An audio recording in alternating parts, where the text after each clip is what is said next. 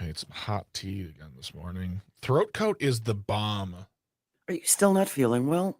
No, I'm feeling actually a lot better, but my voice just isn't great, and I'm still got that cough. So now I got tea and I got some water just to hydrate because Wednesday when we were in the studio and I all of a sudden just like had this like cough attack. Yeah. I almost ran out of the room Oh, because I didn't have any water, so I didn't want to like just start hacking and flemming all over the place. right. Hey, everybody listening on the live secret show. Yeah. That's me, hacking and flemming. Wrong I broke show. down. I broke down and turned the heat up. I never do that. Jane, it's 12 degrees out. Of course you should. It was at 68, and I couldn't stand it anymore. I have a blanket on. You had to turn it up to 70? I turned it up to 70. That's I never do that. Well, desperate times calls for desperate measures.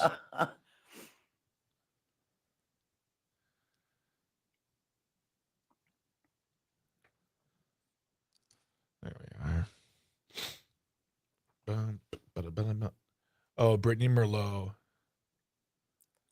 Yeah. Oh, John K on the live stream. I got the same thing, Greg. Junk is definitely... Yeah, junk is going around. A lot of people getting sick. If you're listening on the secret show right now, take care of yourself.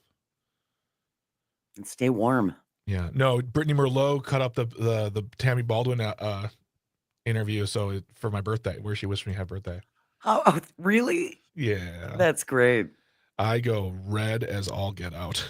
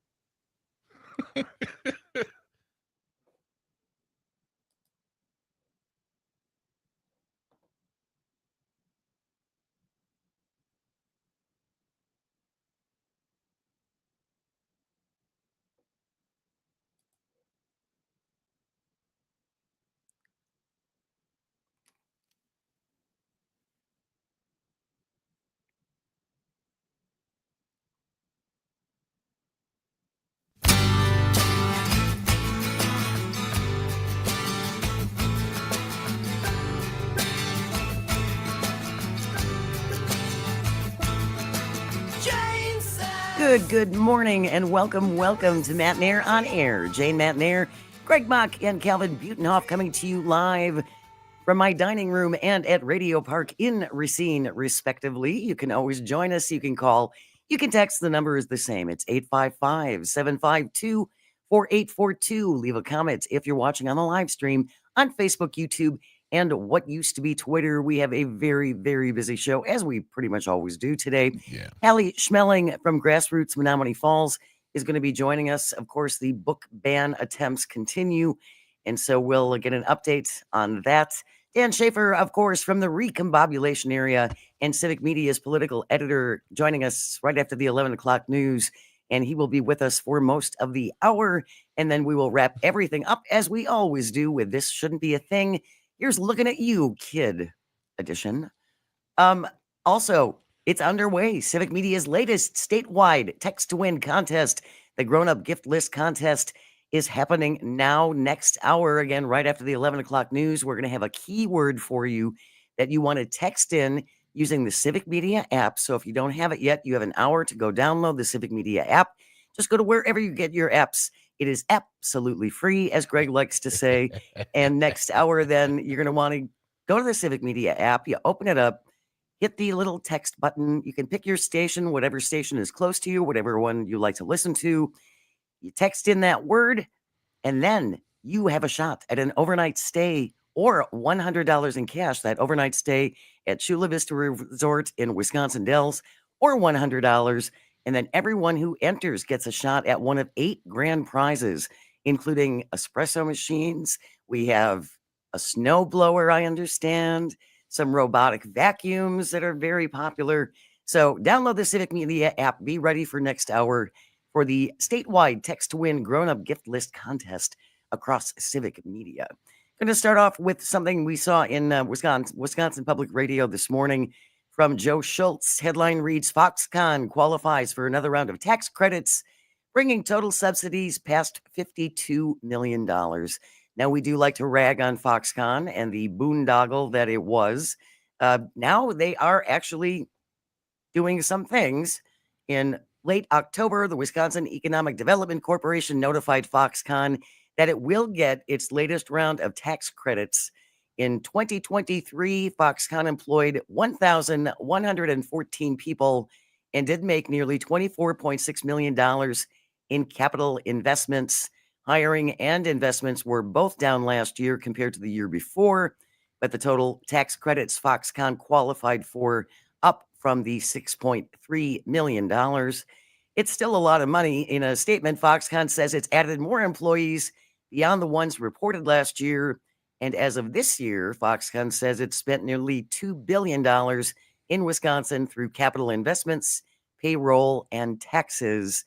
They say the operations continue to contribute to Foxconn's role as a leading maker of 40% of the world's server supply. They're grateful for their dedicated team of over 1,000 employees who make this all possible. Of course, they first qualified for the tax credits in 2021, then qualified for $8.57 million. Subsidies came, as we will recall, after Wisconsin renegotiated with Foxconn in 2021, scaling it back from the original deal signed by Governor Scott Walker in 2017. Oh. Yeah, that would have given them nearly $3 billion in credits to the company. Foxconn at that time, of course, had promised to hire 13,000 workers. And as we just heard, now they're employing a little over 1,100 workers, which is still good. It's still Those are good, 1,100 jobs that we didn't have before, so that's good. But but it's it's certainly not 13,000. with a median pay of $73,000. That's what they said when they first rammed those golden shovels into the soils of Racine County. The current agreement reworked by the Evers administration came after Foxconn acknowledged it would not go forward with the original deal. Offers up to $80 million for 1,454 jobs and $672 million in investments. Not all residents in Mount Pleasant are reassured by this, I guess you could say. Yeah. One woman says she's worried that Foxconn could just pack up and leave after it gets up to that $80 million in state credits. Yeah, I mean, there's nothing that would stop them from doing that, correct? They're a big enough company, and they have honestly 1,200 employees. That's a small enough, I think, workforce investment where they could say, "Hey, we're going to move our operations here or there, or we're just going to close down." I mean, I honestly, here's for me, here's the deal. This is a company with not only a history of like terrible human rights violations, in my opinion, or I should say, what I should say is the way they handle their employees stressing out of their jobs. And just look up Nets and Foxconn. That happens in other countries, but they have a huge history and a reputation of going into states and getting them for the best deal they can, and then using their resources and underperforming, not performing, leaving, doing what they want. They have no consistency, and Wisconsin, under the leadership of Scott Walker and Ron Johnson and Donald Trump, fell for this. Just absolute hook, line, and sinker. Eighth wonder of the world. I know what that means, but in the sense of this, what does that mean? Are you kidding me? Did you really think this was going to be what you thought it would? They promised. They didn't care. They didn't care. They didn't care. And I think that's the point right there, Greg, is that they really weren't concerned about that. This was an effort to get Scott Walker reelected. Yeah. Right? Yeah. And made all kinds of made all kinds of promises. And I would be too bad we'll never know the reality of what those dealings were like and all the closed door meetings and all those closed door discussions between Foxconn and the Walker administration. Sean Ryan is communications director for the Village of Mount Pleasant. He says that Foxconn is currently the village's largest taxpayer. And Robin Voss just brought this up not too long ago. I was just going to say something that really, and we talked about it earlier this week, that's burning my grit's heart, is that trying to rewrite the historical books on this deal and making it seem like, oh, if it wasn't for Foxconn, we wouldn't have Microsoft or Eli Lilly. Well, you know what? I can't tell the future and I can't rewrite the past, but that's what Robin Voss is trying to do. And he's trying to take this turd and polish it up into something that says, oh, well, because they came here, Microsoft, it's because Microsoft. Well, if Foxconn would have done what they said they were going to do, there wouldn't be the land to purchase for Microsoft. They'd be too busy creating 13,000 jobs. They didn't. They failed. They admitted it, and they are getting tax breaks for it. So Robin Voss can look at those history books and reread the words any way he likes, but this deal that he stood behind was a massive failure. It was a boondoggle. Yes. It was. Again, this woman who lives in Mount Pleasant says, I think once there are no more state incentives for Foxconn to achieve, it would surprise nobody that they'll move out. I think they're just playing a waiting game, and once they cap out, they're gone. Again, we don't know that to be true. Maybe they'll stay there forever, and it'll be wonderful, and they'll get it up to 1,500 jobs. I mean, but the thing is that their past behavior definitely leaves that option as a possibility, a real possibility. So, I Tony on the live stream says, how dare you bring facts and logic to Foxconn, Greg? Very Shame true. on you. My mistake. Shame on you. It's just really frustrating because, I mean, anyone who had half a brain in their head, the day that this all went down, everyone said, this isn't going to work. This is too good. This is too good. This is too much. I mean, just to come out of nowhere, I don't know. I'll be angry over Foxconn for years because it just feels like they used us. And you're right. Andrew from Maine asked if this is the Taiwanese company. And yes, Andrew, it is. Yes. That's where Foxconn is based. And you, like Greg said, you can Google Foxconn and nets on buildings and find out how in some of their facilities around the world, they had to install nets on the top of buildings so employees would not jump off of them. Mm-hmm. Yeah, their working conditions overseas are not good at all. Along with a lot of other companies in a lot of other countries as well. That's a whole different kettle of fish to try to get at. But for right now, we're just talking about the fact that, they provided about 10% of the jobs. And yeah, you're right. 1,200 jobs is better than no jobs. Without a doubt. But our tax dollars are going to them for not completing it and not going all the way through. And if this was a deal signed under Tony Evers and it would have been, 2,000 jobs, 3,000 jobs, and it was 2,999 jobs, Robin Voss would light Twitter up like a house fire, saying how big of a failure this is. But no, I know. Yeah, look what we did. Look at all the good things that we did. Yeah. Do we know what the average salary is of these 1,100 people? It's very hard. I was trying to find out how many people. I don't think it's $73,000 a year. I mean, maybe there's a few, but I would be very surprised. It ranges between 40 to 103,000. So, well, 40. That's not bad. $17 an hour for machine operators, assemblers, SMT operators. It goes up from their human resources, blah blah. I mean, they aren't bad paying jobs either. But once again, it was 13,000, and that's not what we got. And they're making money off of us. And we're not going to let them rewrite history. Nope. Right. We're here to remind. Yeah, we're just here as reminders. Well, welcome to our new segment, A Friendly Reminder with Jane and Greg. All right, when we return, we're going to get a little update on Greg Bach's birthday celebration and find out what happened with that. Stay close. You are listening to Matenaer On Air. This is the Civic Media Radio Network. She gets mad and she starts to cry. She takes a swing, man. She can't help. She don't mean no harm. She just don't know what else to do.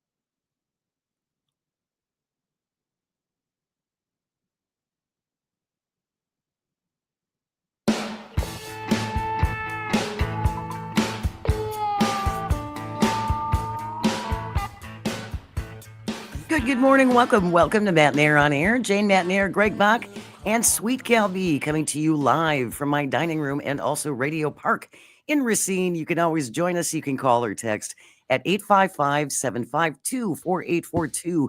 Leave a comment if you're watching on the live stream on Facebook, YouTube, and what used to be Twitter. Coming up after the 10:30 news, we are going to talk to Hallie Schmeling. She is co-lead of Grassroots Menomonee Falls. The school board there recently, they're still banning books, and they are not, at least from what I see, they're not following their own procedures about the process of, so if we're going to ban this book, and then the parents who don't want them to ban the book are supposed to be able to come and explain why and how this has affected them. And yeah, it doesn't seem like they're following through on those things. So Hallie is going to be updating us after the 10:30 news. Dan Schaefer will be here after 11 o'clock from the recombobulation area. We'll talk about all things statewide. And one story he wants to talk about is about what the GOP is trying to get away with in North Carolina. Oh, yeah. The pettiness of North Carolina, their GOP party, you can drizzle that on pancakes. It's so thick and delicious. Our GOP is probably envious of that, their party in North Carolina. Oh, yeah. Well, I mean, honestly, like really when it comes down to it, the GOP in North Carolina is just kind of taking a page out of the book of Wisconsin. But we'll get to that when Dan Schaefer comes around here after 11 o'clock in the next hour. And then we'll wrap it all up with This Shouldn't Be a Thing. Today it's the Here's Looking at You Kid edition. And by the way, we're putting together a best of Tisbats that we're going to air on New Year's Eve day. And then we'll rerun that on New Year's Day as well. So I hope you can join us for that. If you missed it yesterday, the reason I am in my dining room is because I had a flat tire yesterday on the way to work. And it was completely destroyed. So we had to order a new tire, and that is not in yet. And yesterday was also Greg Bach's birthday. Was indeed. So what was the big celebration? You said that you had not yet decided what you were going to do. Well, I got in my car, I drove to Illinois, and I bought a new car. You did? I did. Was this just a spur of the moment thing? Absolutely not. I'm not a spur of the moment type of person, especially with purchases of this size. I've been looking at cars for probably the past 3-4 months. I told myself at the end of 2024 or the beginning of 2025 that I was going to get myself a new car because mine is going on 15 years old and it still runs, but I wanted to just upgrade. And so I went there. I took a test drive. I'd been doing my research on that model and that price range. And the model was in Illinois, and I got it. So I have a brand new car. I should say brand new to me, 2023 model. So It's still pretty. It's still got that new car smell. And yeah, I love it. I'm very excited to play around because nowadays it's not just put your key in, turn it on, go driving. It's like, all right, now I have to open the chapter on the sound system. Yeah. So it'll be a lot of fun putzing around with the car, and did spend a little bit of time on it. I know you've been researching this for a while. Yeah, but I got there at 1:30 yesterday in the afternoon, and I didn't leave until nearly 6:30. So there was just signing all the signing of the paperwork? Well, it was the signing of the paperwork. I took a deal on something. He threw in something that I had to put the car back into the shop, and they had to not reupholster, but spray it down with this chemical that protects it from stains. He threw that in for free, and it just took a little bit longer than I expected, but it's fine. I have it. It's in the parking lot right now. I can't wait to go look at it. And yeah, and then I went home and we ate pizza and watched SNL, and that was my day. That sounds like a nice happy birthday. Yeah, and Bridget, my wife, was very, very, very, very generous to me. My family gave me some lovely presents, and it was a fantastic day. 47 feels good, and very, very thankful for all of the wonderful wishes and happy birthdays I got, especially from Senator Tammy Baldwin. Explain that. We had Senator Tammy Baldwin on the show yesterday, and I mentioned to her aide, Aisling, who was wonderful and was always helpful with us, that I was like, oh, that's the birthday present for me, yay. And then she told the senator, and the senator wished me happy birthday on the show yesterday, and we have it on file now for the records. And I looked at it again, and I went blush from forehead to chin. I was just I was just a big old matchstick. I just looked like a big old matchstick. I was so red. It was so funny. That's great. Yeah. That's great. Do you have a name for the car? Not yet. Not yet. It's a gray Nissan Rogue. So maybe a Star Wars thing, because like Rogue One, I know that means not a lot to a lot of people, but it means something to me. But yeah, we'll see. Maybe we'll have a contest or a thing. Name Greg's car. Keep it clean. Kari McCarface. Kari Rogie McRogue face. There's all kinds of potential. Yes, there, exactly. There's all kinds of potential there. Love it. That's very exciting. Well, good for you. I mean, thank you. I can't wait to see the new wheels. Yeah, super cool. I will. I promise also, by the way, that I will bring you a fresh birthday Kringle for you on Monday. And that's very nice of you. And I wouldn't even care if you brought the Kringle in from yesterday. Well, once I knew that I wasn't going to get the car back and I was going to have to work from home tomorrow, Paul and I kind of decimated at least half the Kringle. Did. So yeah, What flavor did you get? Cream cheese and cherry. Corey Hartman, our wonderful head engineer here, extraordinaire, is in Racine today. He brought a Kringle, the cream cheese and cherry edition. What? It was meant to be. Exactly. It was just meant to be. It was just meant to be. All right. News is coming up next. Stay close. You're listening to Matenaer On Air. This is the vast, statewide, countrywide, potentially global Civic Media Radio Network. We'll be right back.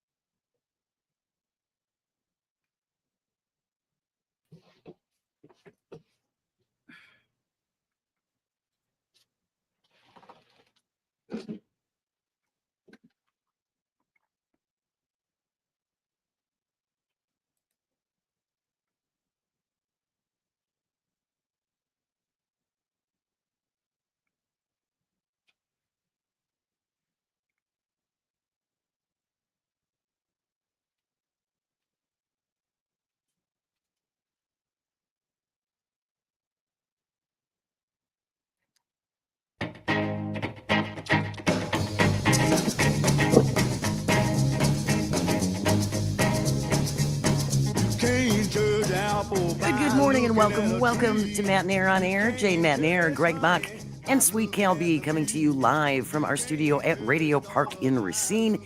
You can always join us. You can call or text. The number is the same.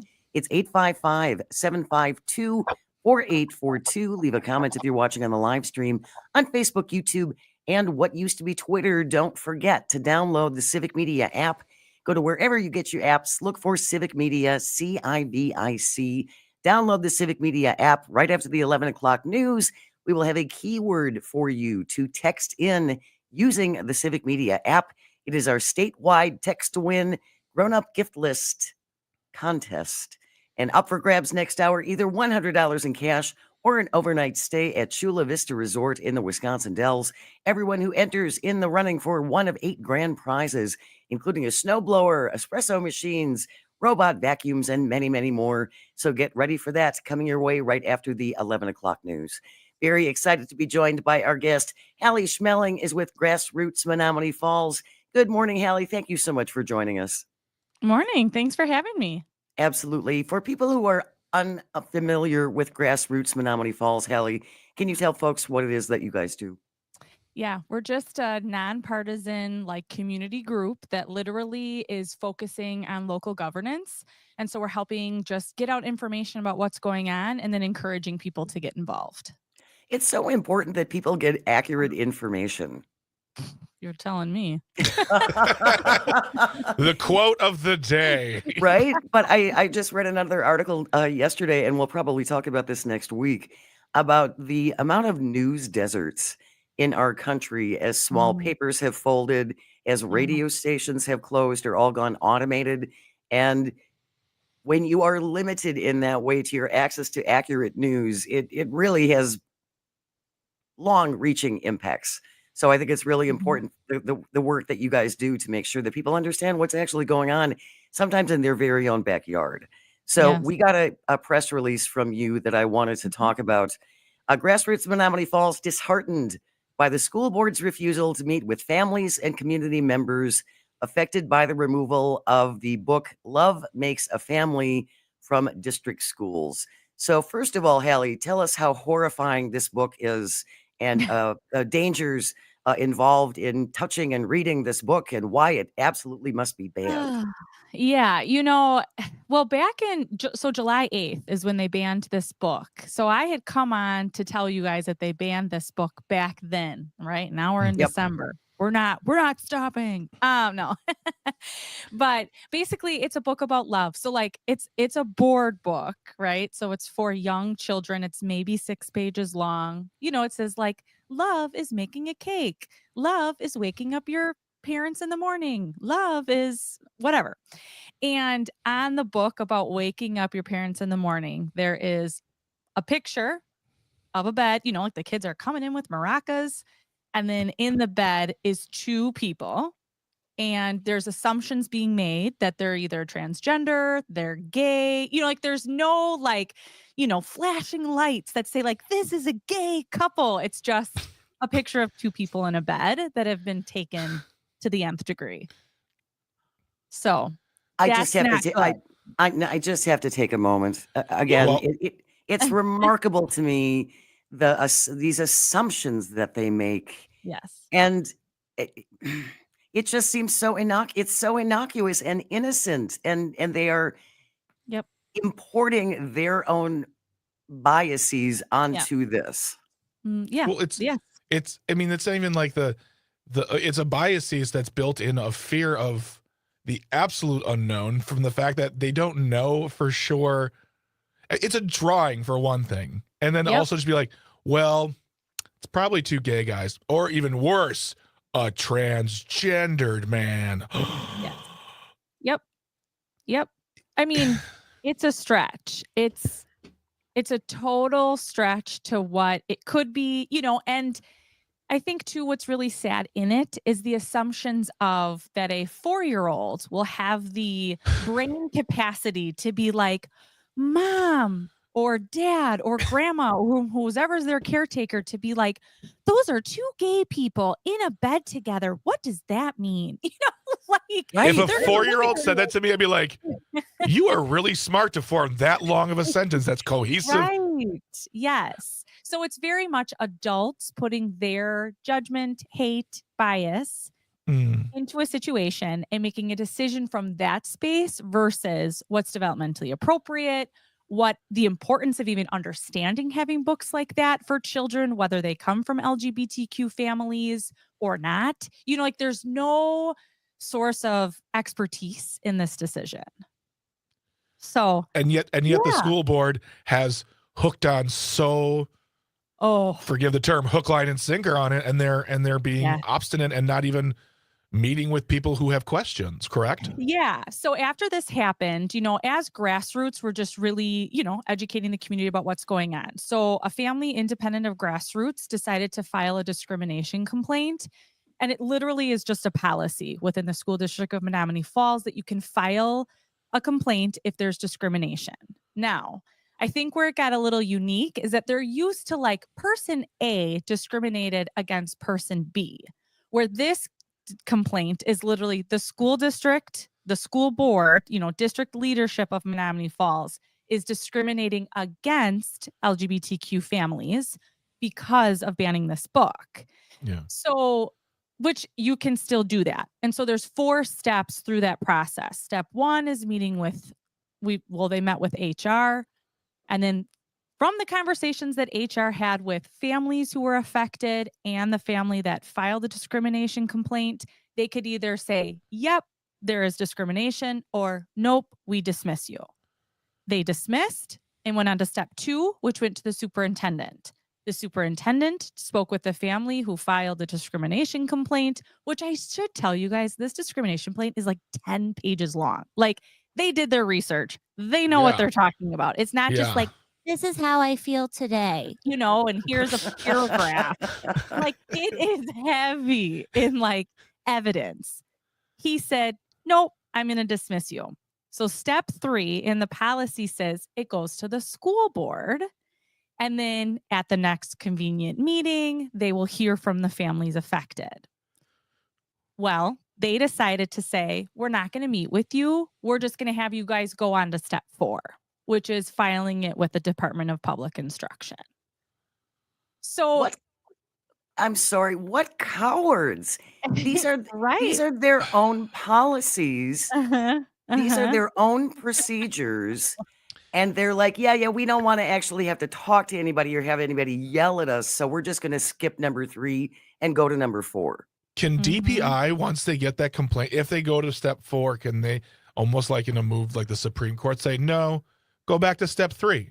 You didn't do step 3, so we don't get it yet. You take care of this first.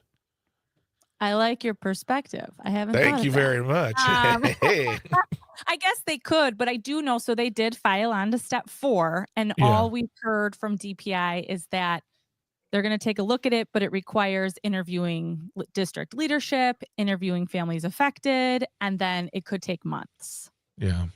So, I mean, on one end, I feel like, Jill Underly, the state superintendent, has been very vocal on her stance on supporting LGBTQ families and students.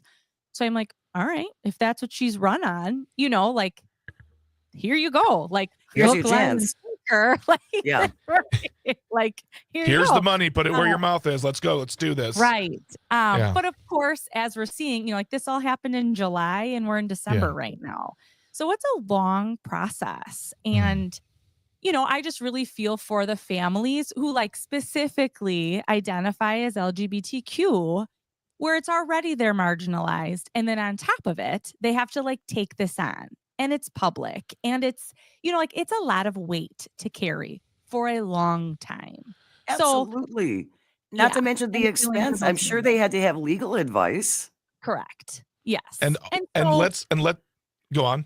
Well, I was just going to say, and so grassroots and then community members, big shout out to people who have financially supported working with lawyers to help with this. But working with lawyers, I've never done it before, but woo, I am like, this is number 1, I should have been a lawyer, but number 2, I'm like, this is, a whole nother world and different ways of looking at it and finding evidence and then stepping forward. It's a cumbersome process. I think also let's remind ourselves too that this is all over a book where it is not even outwardly that this is a gay couple, a trans couple, a queer couple. It is just one or two people saying, you know what that looks like? I think it looks like we don't want this. And now we're here over this. Yep. Well, yes. And a couple things I think about with that is, so something beautiful that has come from it is people are coming out of the woodwork, right? That they're just like, my soul is crushed by this. I cannot believe this is happening in our school district. How can I get involved? What can I do? And so it was beautiful on Monday, December 9th. So this past Monday, we showed up to the school board meeting and basically we're like, since you won't talk to us, we're going to talk during public comment during your, bi-weekly school board meeting. Yeah. And it was a beautiful display of people standing up and like, I had no idea how many people were going to talk. I had no idea what they were going to say, but people just, standing up and speaking from their hearts. Everyone hit such great, points and perspectives and just like, wow. And like, I'll even give a shout out. We had 2 students from the district who spoke, and one student in particular that I was like, okay, right. I would have never thought of this, where she was like, you guys, this is shapes and colors. It's a picture. Like, we allow a book with a boy running around in underwear to be read by children. And she's like, it's called Captain Underpants. And nobody bats an eye. Yeah. Yeah. And just so that perspective of like, she's just like, I don't get it. Like, since I was young, I've been reading about a boy in underwear. And that's okay. Is that not sexual? Does that not cause kids to have sexual thoughts about underwear? I don't know. Children in I read this book and I just want children in underwear. Right. But that's always what we see here in these situations where specifically queer, whether it's literature, art of any form, as soon as hackles are raised, as soon as pearls are clutched, you can look to 3,300 other examples of hypocrisy, whether it's on television, in movies, in art, books, video games, of sexualizing young girls. No one has a problem with that until it's a problem. But they don't have a problem with any of these things. But yet this drawn couple in a book that we don't know for sure what their gender is causing this kerfuffle. I mean, it's ridiculous. Oh, yeah. I mean, so we had examples of that, to like shout out to a mother who is explaining publicly that this, because she is gay herself, like this has had such an impact on her young child, like who's in the district, who is confused, who is like, I don't understand. Like questioning, are my moms bad? Sure. And I just am like, wow. Like, and the ability to sit there and say nothing, the ability to sit there and not even reach out afterwards. Like, I can't identify with that, like human to human. Like, this is a problem. And so, it goes like, yes, there's this small micro image, like problem issue of the book, but the macro issue is like, you're not serving those that you're representing, like you're not doing what you were like voted in to do. And I'm like, how did we get here? And like, what are we doing? We're going to continue our conversation with Hallie Schmeling from Grassroots Menominee Falls. If you would like to join us, 855-752-4842. You're listening to Matenaer On Air. This is the Civic Media Radio Network.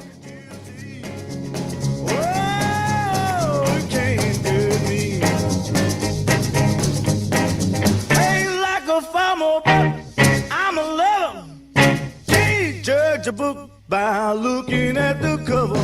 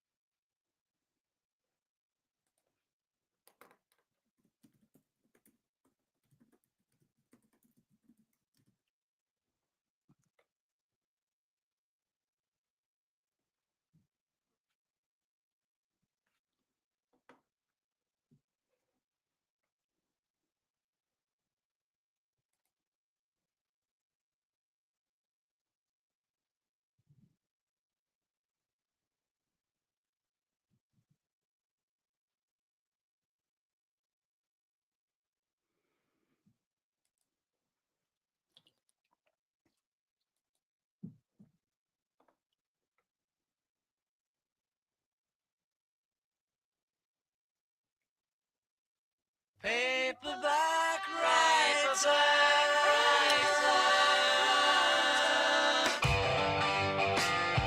Good morning. Welcome back to Matenaer On Air.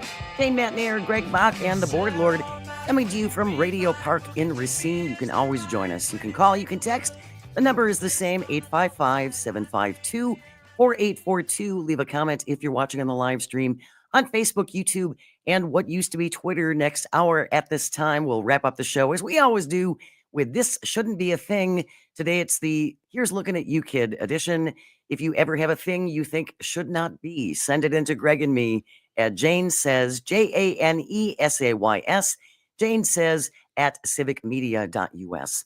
Our guest is Hallie Schmeling. She's co-lead of Grassroots Menomonee Falls, and we're talking about this dangerous book called Love Makes a Family. It's a whole 6-page board book that's been banned because there is a drawing of a couple in bed and their sexuality is kind of amorphous, and some have put on this drawing that they're gay or trans or something. And so the school board met on Monday night. Hallie, a lot of parents, students came forward to step up and talk about this, and the school board, it just seems like they just blow them off.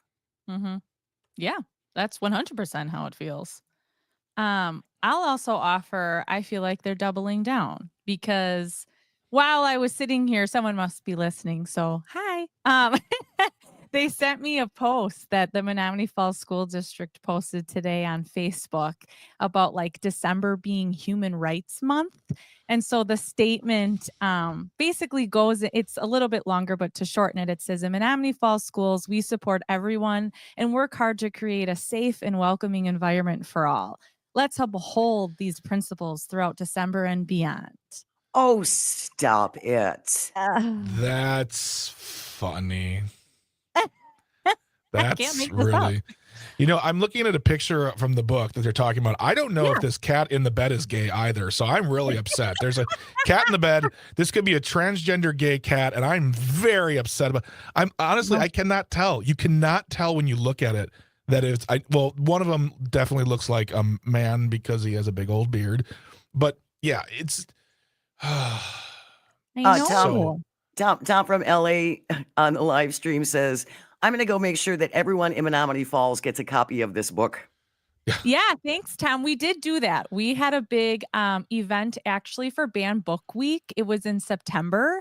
A group of folks from Grassroots handed out Love Makes a Family at the lower elementary schools, like off campus, but right at drop off. Oh, funny. And so, yeah, we did hand out the books, and honestly, that was well received too. People were like, thank you so much. I've been curious how to get my hands on this book. We're like, well, there you go. Now they're in the homes. And I wanted to share with you too, Hallie, since the election, a lot of us have been processing a lot of things. And I did see a text a couple of weeks ago who is also a very big supporter of the LGBTQ plus community, and just said, I'm just so heartbroken. I'm just so disappointed and frustrated and don't know what to do next. But I think what you saw at the school board meeting on Monday, that's what you do. That's what you do next, right? Mm-hmm.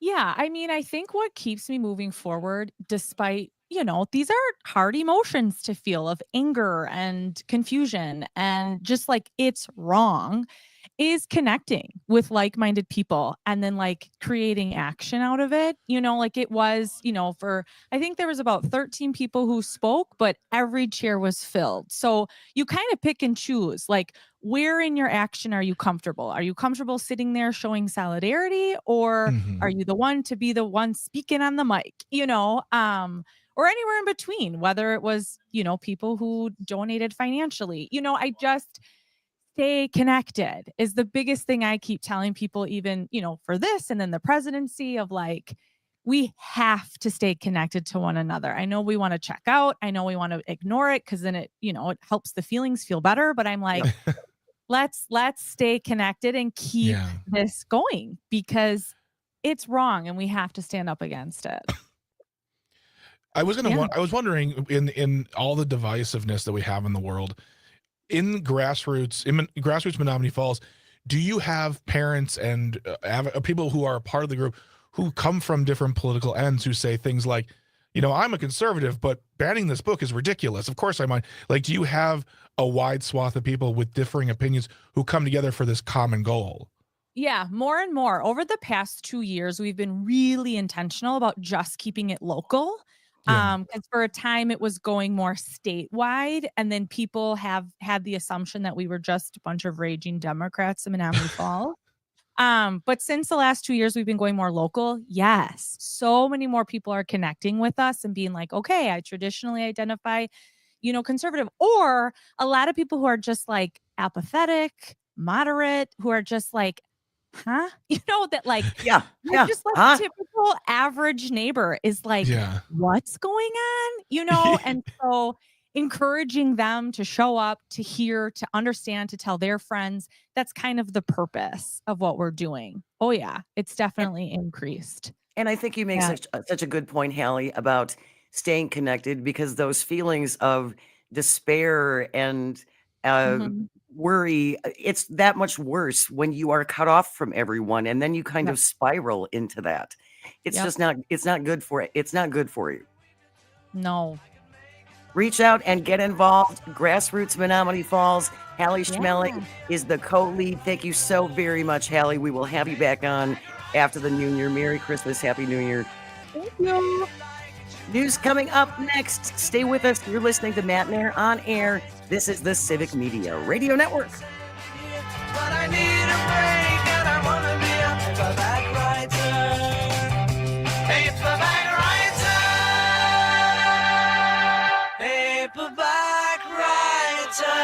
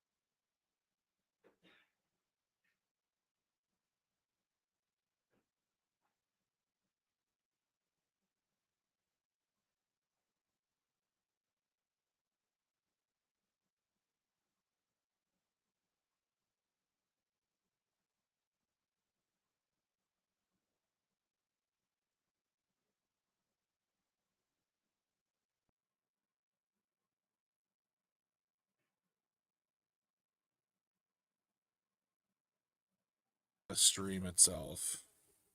What? You can pull up the StreamYard and you can watch the StreamYard. We just won't bring this camera into the room itself, so you'll still have access to watch it. Okay. So you can see Jane. Okay.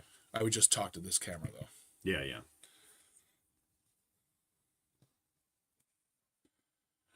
Oh. Do I need headphones for this? You should have headphones. It helps with when we're doing the outros with the music. Yeah. And then you can adjust your volume. That knob right there. I'm on the left there. Okay. You won't hear anything. Nothing. Okay. Yeah. Let me just do the.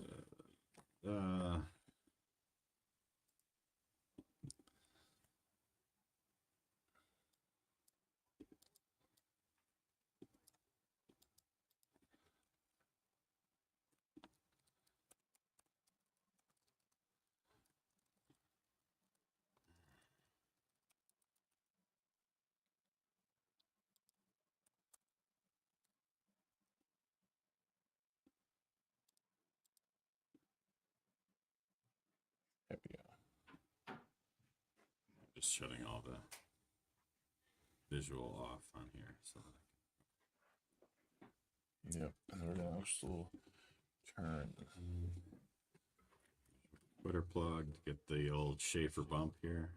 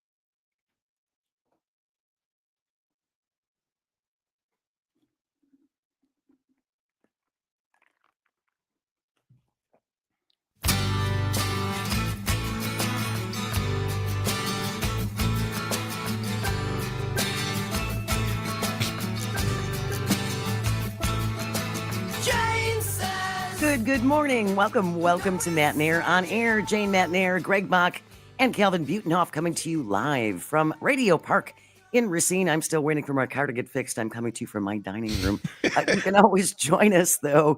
You can leave a comment on the live stream if you're watching on Facebook, YouTube, and what used to be Twitter. Dan Schaefer is here from the Recombobulation area. He is also Civic Media's political editor. But before we get into our discussion and we start recombobulating, it is time.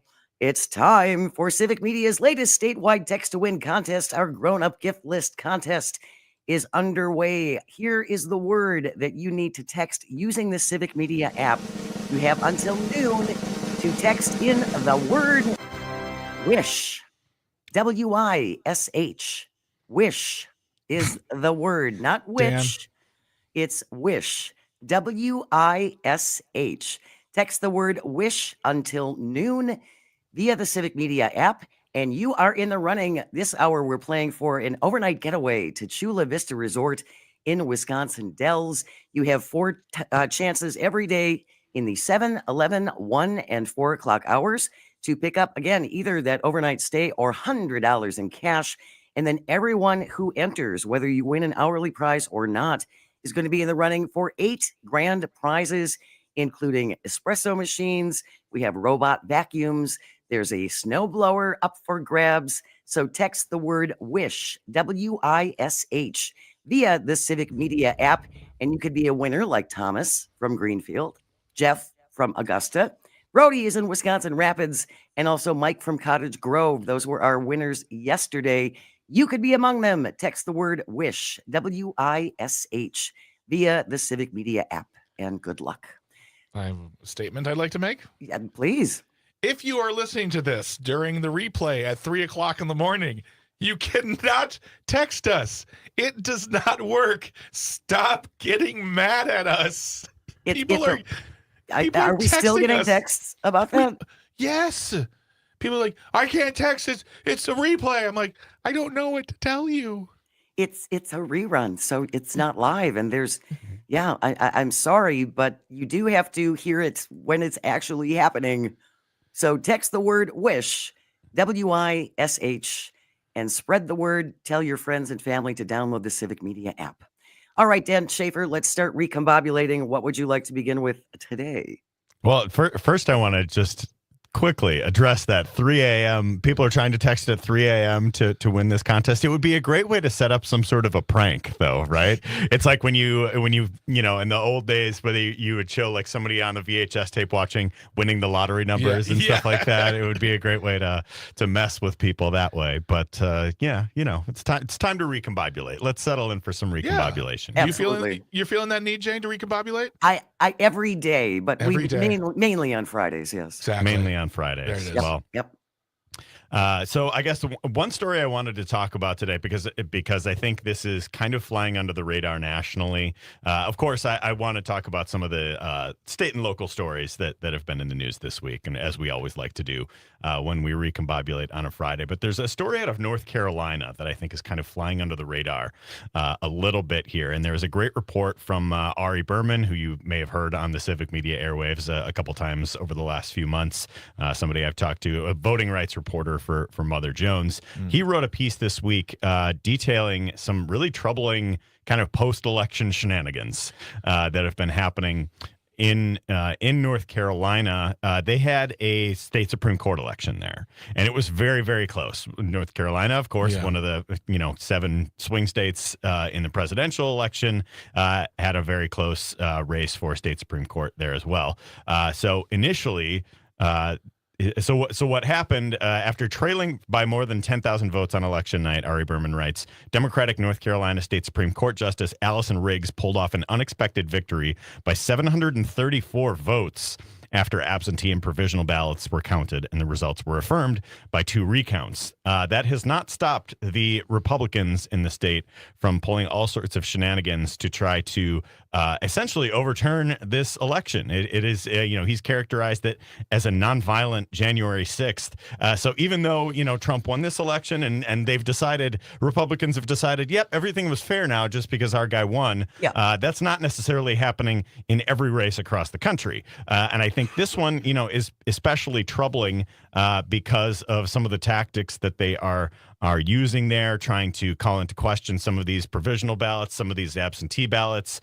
And there, it is just another example of Republicans still, even though, their guy won this time, they are still challenging the election results, and they are still taking these anti-democracy, small d democracy matters into their own hands. And I think it is really troubling. And not only are they doing that, they're also kind of coupling this with some of what we've seen in Wisconsin over the years. Like it's a callback to what happened in 2018 when the lame duck session, stripped powers from the incoming governor, and they have a Democratic governor who was elected in North Carolina as well. And they're kind of also taking that route. So a lot of troubling stuff happening in North Carolina here.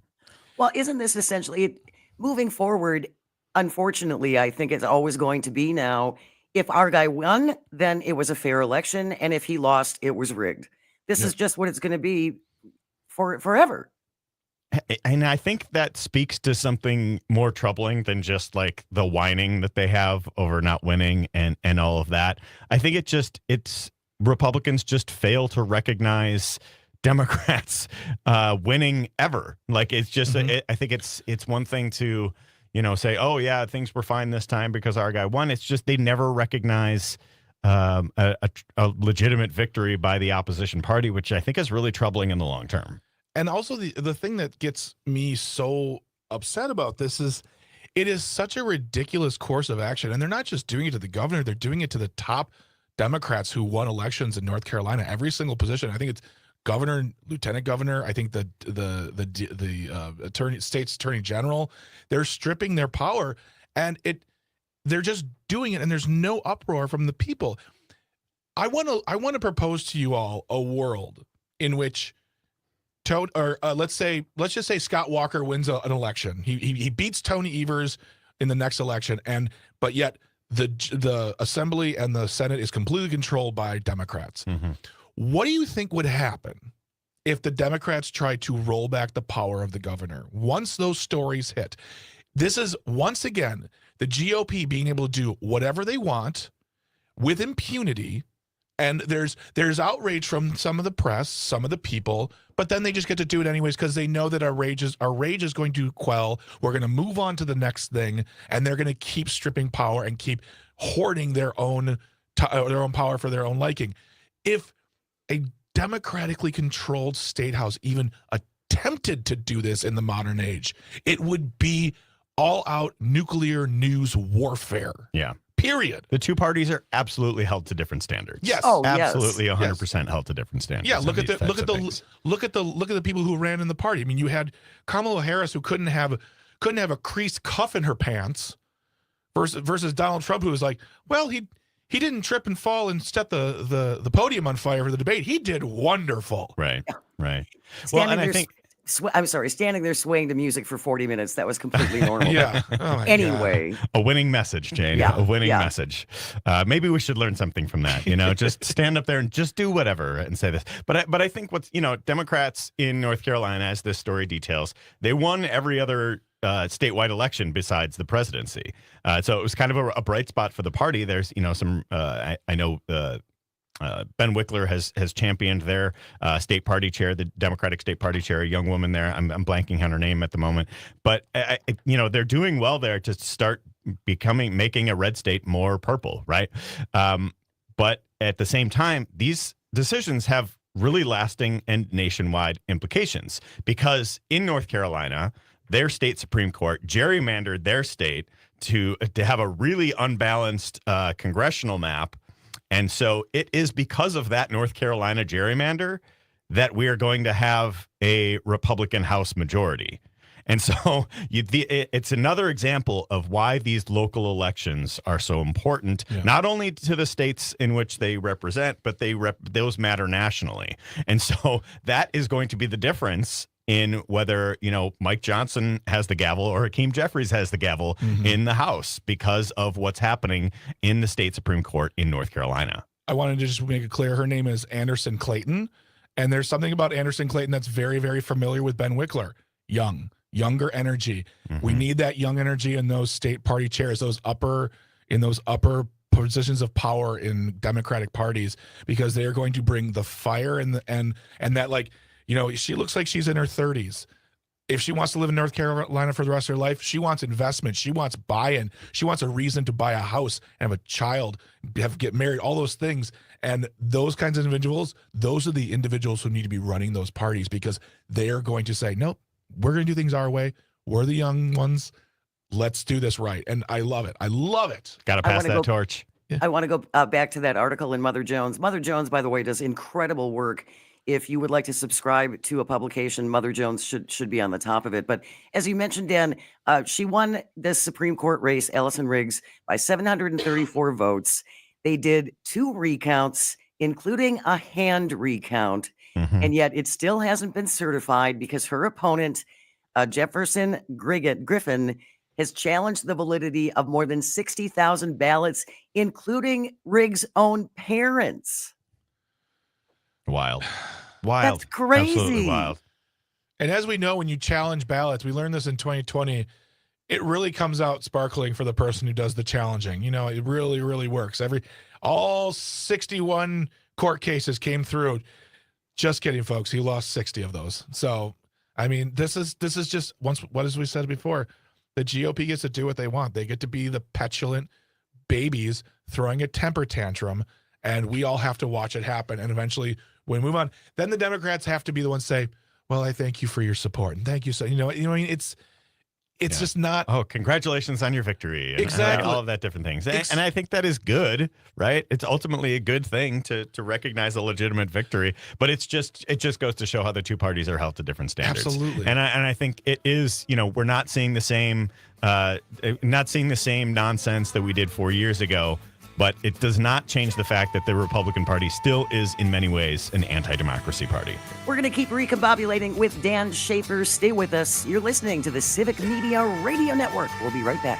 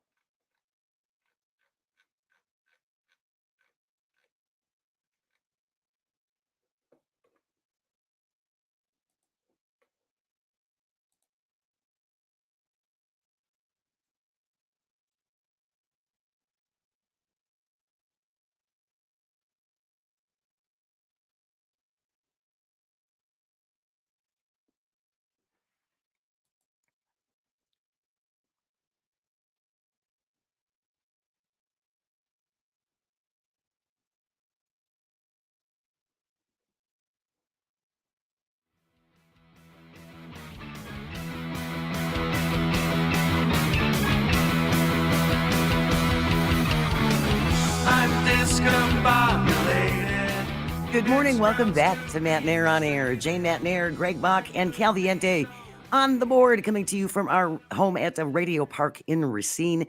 You can always join us. Leave a comment if you're watching on the live stream on Facebook, YouTube, and the platform that Putz de Leon continues to actively ruin. We are in the midst of our statewide text to win grown-up gift list contest.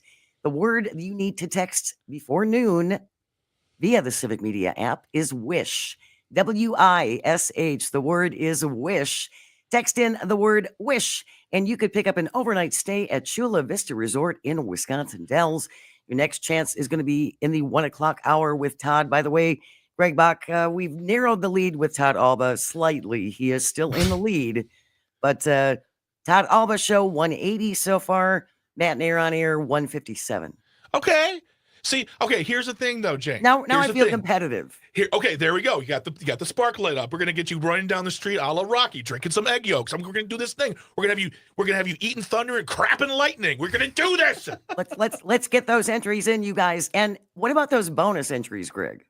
The bonus entries, I'm thankful for you asking that with that. Here's the thing is when you type in your word, you enter the Wish. contest, WISH, WISH.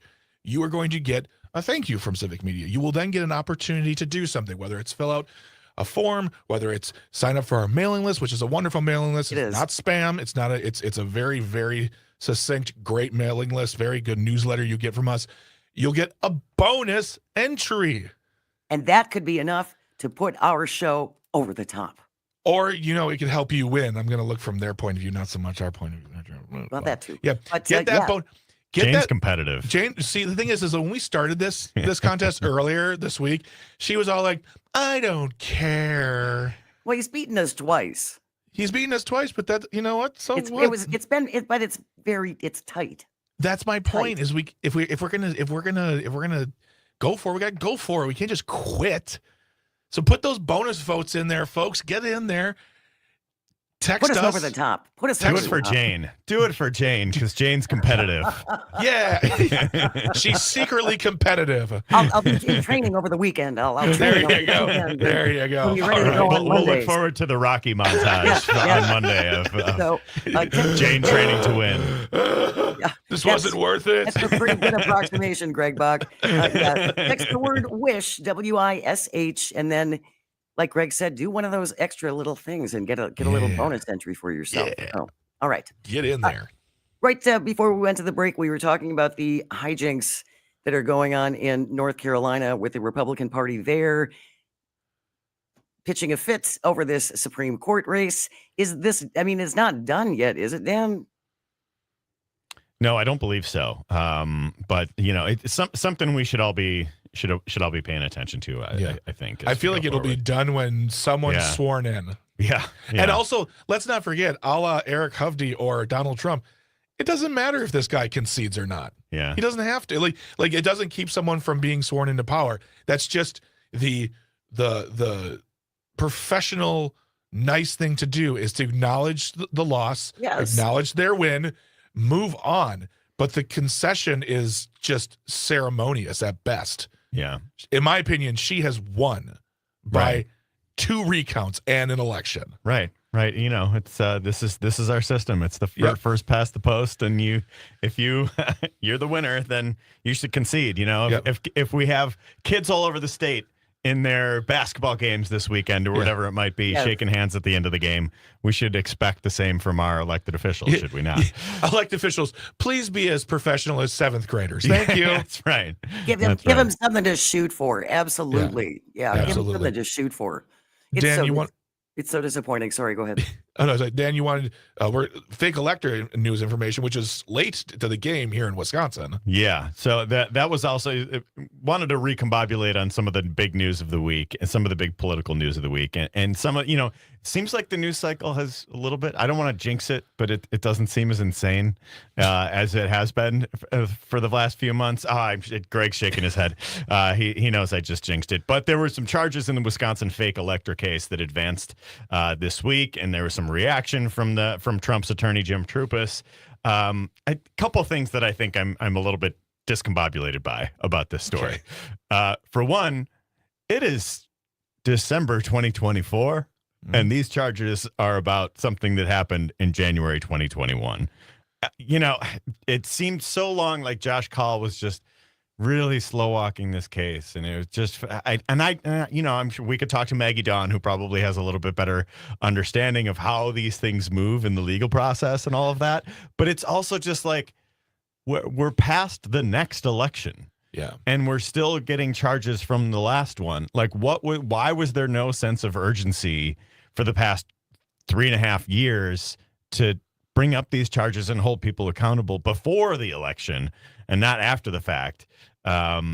Because it, seems to be relevant to the voters, to whether your votes are going to try to be overturned by people who are not held accountable the first time. So my first reaction to the story was that, and it's just like, okay, do people still have the same sense of urgency for this? Is there the same level of interest? Are people still wanting the same level of accountability since we're already through the next election? And like, I think, people who did something wrong and broke the law should be held accountable. But I'm also just like, why did this take 3.5 years? And I think there's a lot of frustration. I think people are really frustrated with Mr. Call. I do.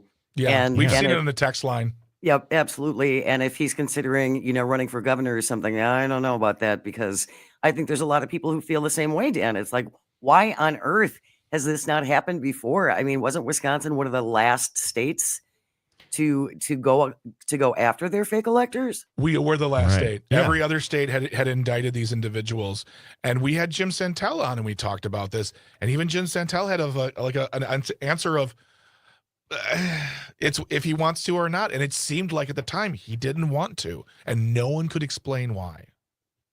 I still don't. I just don't understand it. And so then there was this press conference this week that Jim Trupus had, and he stood up there and said Josh Call should be ashamed of himself for looking to prosecute him. He's probably going to get a little bit more sympathetic reaction to that than he maybe would have, 2 years ago. Yeah. News is coming up next, and then a bonus round of recombobulation. Dan Schaefer will be here when we return. Stay close. You're listening to Matenaer On Air on the Civic Media Radio Network. Getting out of frozen Wisconsin. I need you to recombobulate me. I want you to recombobulate me. I need you to recombobulate me. Won't somebody recombobulate me?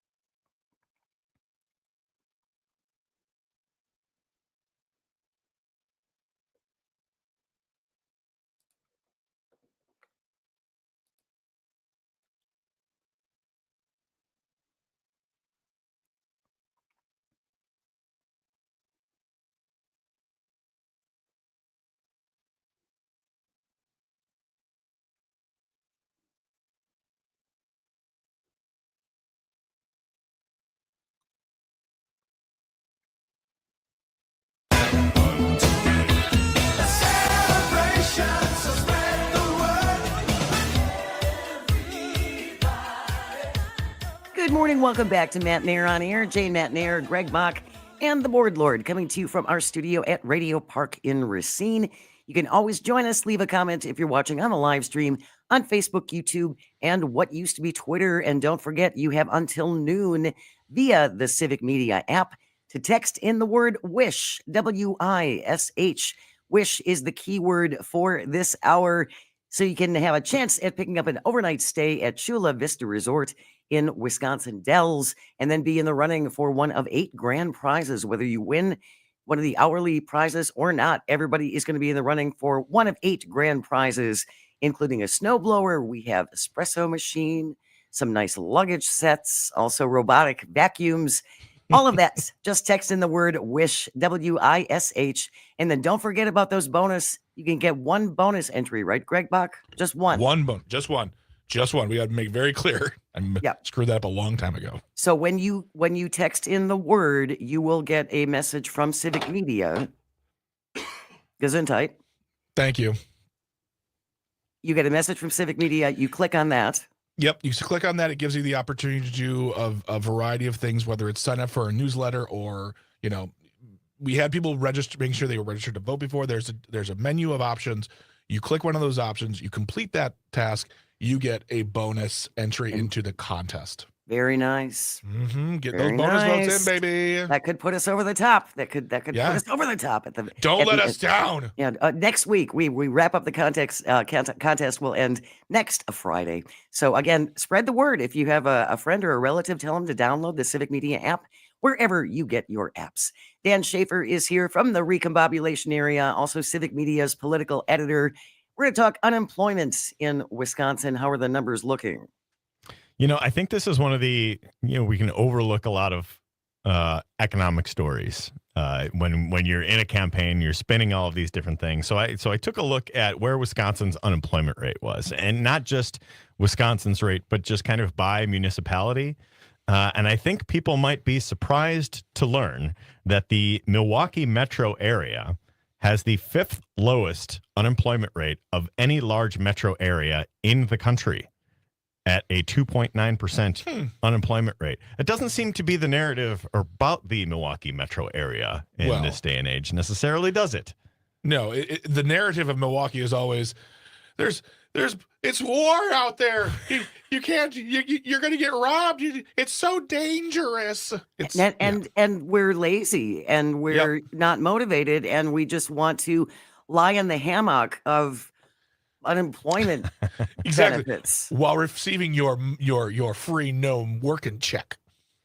That's right. And so I think it's really, I think we need to pay attention to some of these numbers sometimes, because it's empirical data from the Bureau of Labor Statistics, and you can't really mess with this data. It is saying that Milwaukee has one of the lowest unemployment rates of any large metro in the country. And I think that's a pretty significant thing.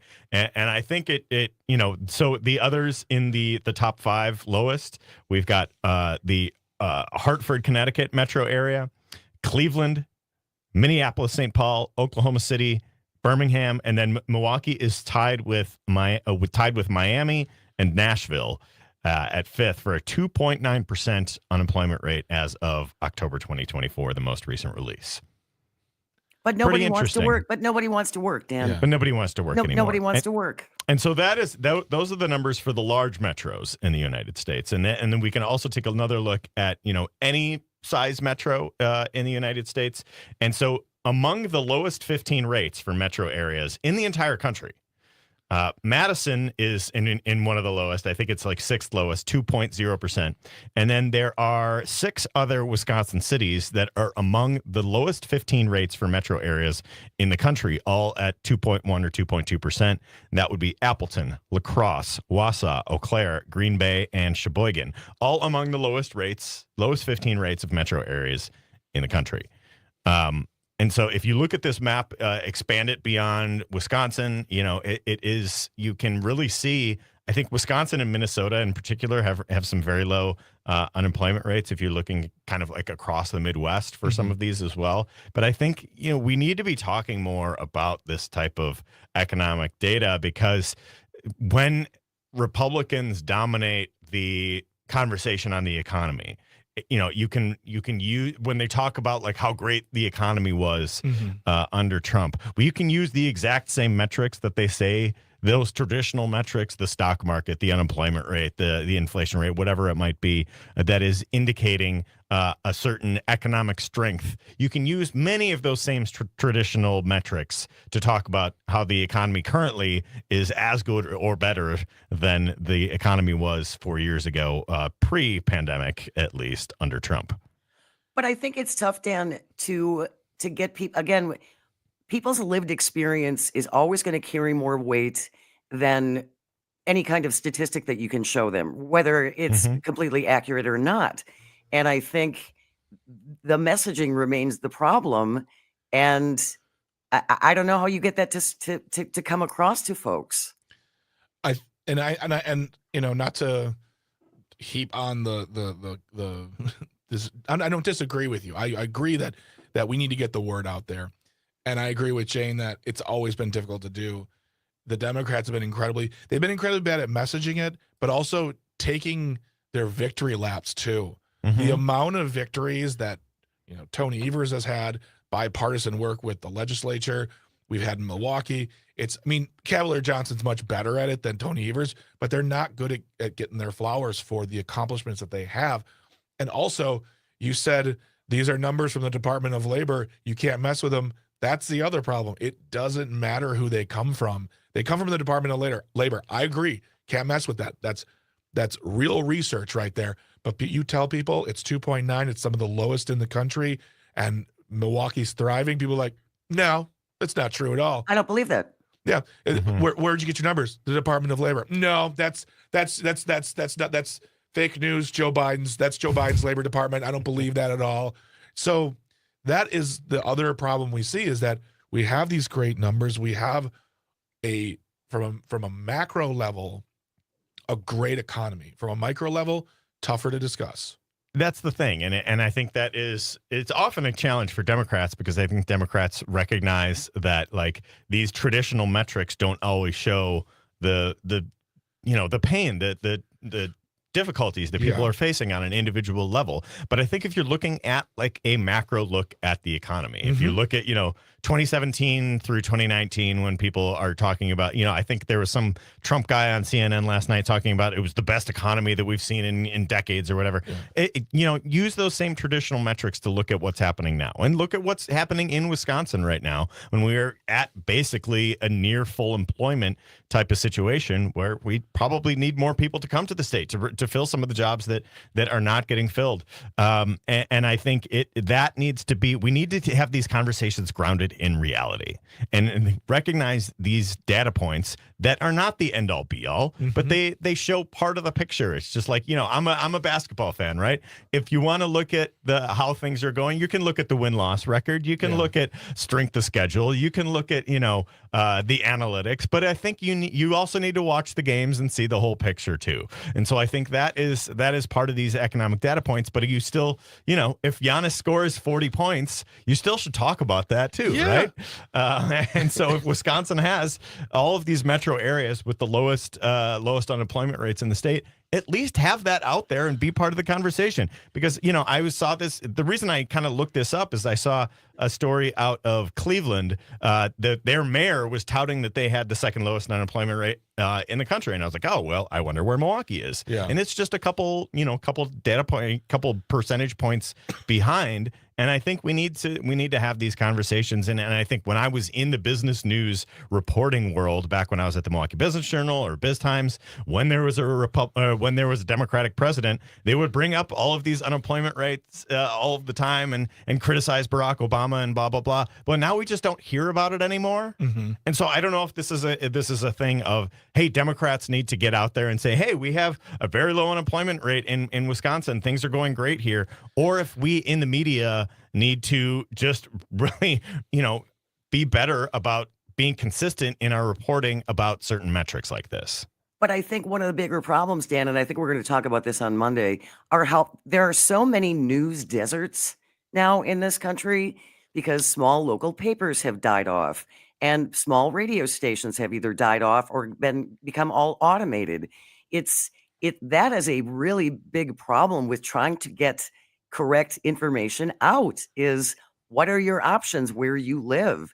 And I think that's one of the reasons why I think everybody at Civic Media is so proud of what we're doing, trying to counter that and bring accurate information to areas where maybe they've only heard one side for the last 25 years.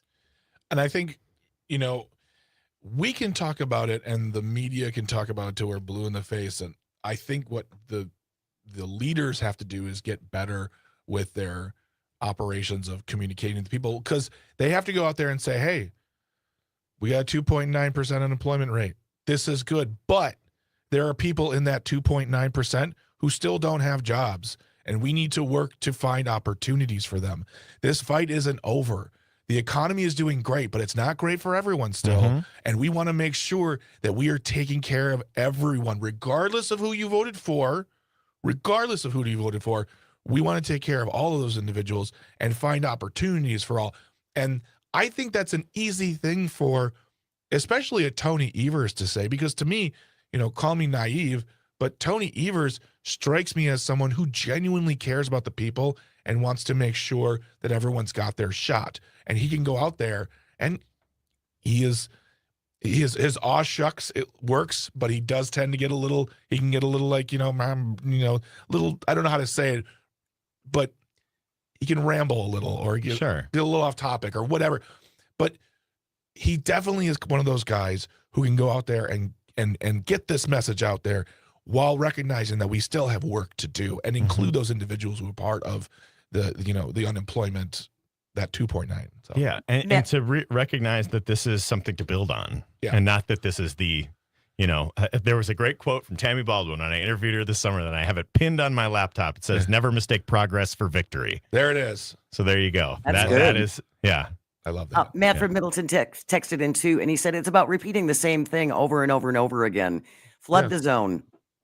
And I think he's right about the messaging. It's about repeating it over and over and over and over again.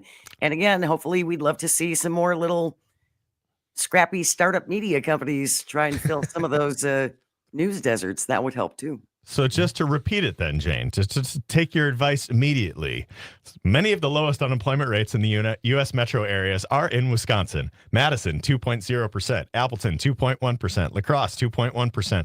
Wausau, 2.1%. Eau Claire, Green Bay, and Sheboygan, all at 2.2%, all among the lowest 15 cities for metro areas in the country. That's pretty great. That's pretty great. But to take that and put a Tammy Baldwin spin on it, that's great, but we don't stop there. That's right. Never mistake progress for victory. Heck yeah. All right, we got about 90 seconds left, Dan. Let's talk real quickly about the Bucks. The Bucks are in the NBA Cup, which I know Greg is very excited about. I was hearing him talk about it on Up North News the other day. The Milwaukee Bucks will be playing the Atlanta Hawks tomorrow night in Las Vegas as part of the NBA Cup. I'm so excited. I mean, my own theme Greg song. Greg has NBA Cup fever. I can just sense it right here. I've got a cup fever. In the room. Saturday at 3:30, the Bucks will take on the Hawks, and then the following day, there will be the NBA Cup Championship in Las Vegas that everybody around the country is just thrilled and excited for and not at all confused about what's happening. But, I guess the Bucks will get to play an extra game. Always fun to watch Giannis. They're going for the Bucks Cup. They're going for the Bucks Cup. Subscribe to the Recombobulation Area. It is fantastic. Dan Schaefer, the author of said Recombobulation Area, also Civic Media's political editor. Thank you so much, Dan. We will see you next Friday. Stay with us. We're going to wrap it up with This Shouldn't Be a Thing. Here's Looking at You, Kid edition. This is Matenaer On Air on the Civic Media Radio Network. Everybody have fun tonight. Everybody have fun tonight. Everybody want John tonight. Everybody have fun tonight. Everybody want John tonight. Everybody have fun tonight. Everybody have fun.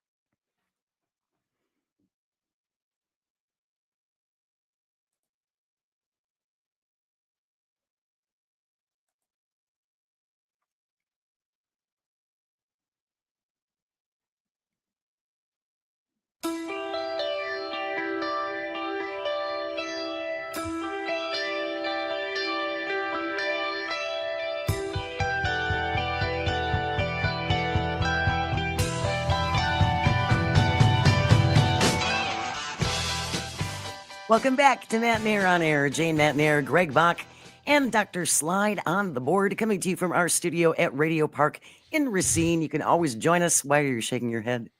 Leave a comment on the live stream on Facebook, YouTube, and what used to be Twitter. Someone misspelled wish. It's W-I-S-H. Look at me. I didn't do it. I'm just saying somebody just 3 minutes ago, W-I-I-S-H. You please come back to us, whoever that was. Well, yeah, and sometimes if you do voice to text, yeah, that's where that problem comes in. Yarp. So it's just 4 letters, folks. We want you to get your entry in. Text the word wish, W-I-S-H, until noon to be entered in our statewide text to win grown-up gift list contest. This hour we're playing for an overnight stay at Chula Vista Resort in Wisconsin Dells. And we just had Sage in our group chat, and I think this is really important. If you enter the contest and you don't get a text back from us, because that's where you can sign up for the bonus entry. If you don't get a text back from us, it's either because you misspelled the word or you have already texted stop to us, and so then we can't send you anything. Oh, yeah. So if you're not getting any replies when you text in, then text start so you will unblock us. Does that help? That makes a lot of sense. Right? That makes Sage a lot Wild of sense. He's got, yeah. He uses them brains in the noggin. He's a thinker. So text the word wish via the Civic Media app, and good luck. I want to give you a heads up right now. Mr. Global, Matt Randolph, is going to be with us on Monday at 10:33. Mondays with Mr. Global. Really looking forward to talking to him. The president-elect once again saying that he wants to lower food costs, although he thinks it's going to be much harder to do than he said when he was running, by the way. Read Time Magazine's interview. Yeah, okay. It's interesting. But yeah, he thinks, again, by cutting energy costs, that's going to bring the price of food down. And also he's threatening Canada now with all these tariffs on oil. That's going to help us a whole bunch. Mr. Global is an oil and gas industry expert. He's been in it for 30 years. He has his own oil company in Oklahoma.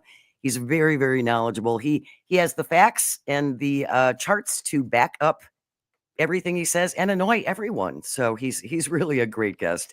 That is coming up on Monday at 10:33. Right now, though, it's 11:54. Calvin, that means it is time for... This shouldn't be a thing. If you ever have a thing you think should not be, send it in to Greg and me. Send it to Jane Says, Janesays, Jane Says, at civicmedia.us. Today's This Shouldn't Be a Thing is the Here's Looking at You Kid edition. We have mixed feelings about this, though, Greg Bach. Yeah, we do. Part of us, okay, we'll tell you what it is first. Here's the headline from Alex Mitchell in the New York Post. Vandals are putting hilarious googly eyes on outdoor sculptures, but local officials aren't laughing.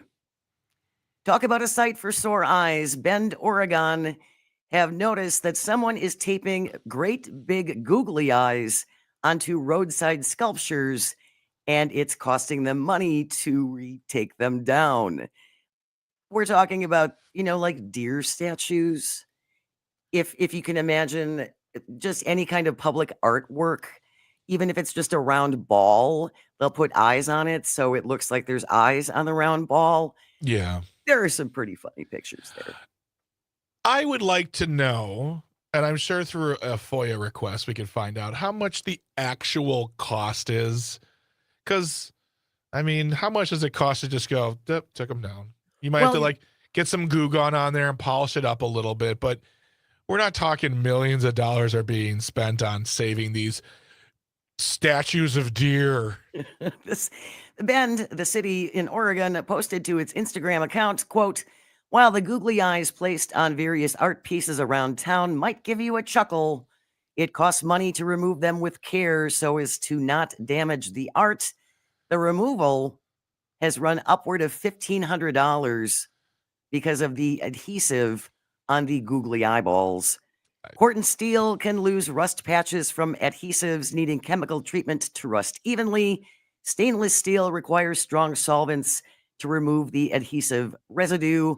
Now, the Bend government is bargaining with folks, saying, while we don't condone putting on wreaths, leis, or Santa hats, it would be better than adhesives, graffiti, and all things that can damage the art. So they're asking folks to stop with the googly eyes and just put hats on them now. And just put a wreath around the neck of the deer. I have a solution. You get a pair of googly eyes.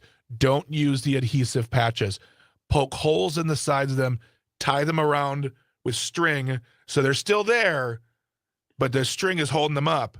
And all I have to do is just get a hardy American-made pair of scissors. Cut them down. And that would take care of the problem. I'll donate 10 pair of scissors to Bend, Oregon. If you implement this tactic, the silliness is held up, the lovability is held up, and the art is saved. Is protected. Exactly. I like it. We're going to include this article in our show notes so you can take a look at the deer with the great big googly eyes. I think it's hilarious. That wraps up today's edition of This Shouldn't Be a Thing. We have news that is coming up next, followed by the one and only Todd Alba, who is out on the left coast. He's in Seattle. He's going to be at the Packer game this weekend. So check out Todd. He's got your next keyword coming your way in the 1 o'clock hour. Thank you so much, Greg and Calvin, and all of our engineers. Without you, nothing works. And thank you most of all for calling and for texting and for listening. It means the world.